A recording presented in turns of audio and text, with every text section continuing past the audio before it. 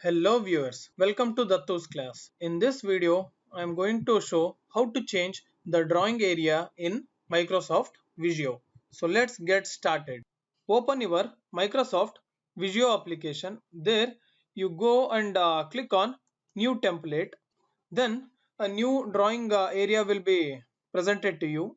Here, in order to change the resize your drawing area, go to any boundary of the drawing area, either left, right, top, bottom. I am going to the left boundary area and I will press the control button.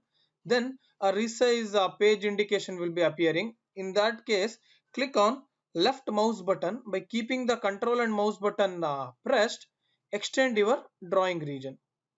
So as per your drawing requirements, in the same way, I will be extending the right boundary area. So by keeping the control button and the left mouse button pressed, I will extend and I will release both the control and the right mouse button. In this way, you can resize your drawing area. I hope this was useful.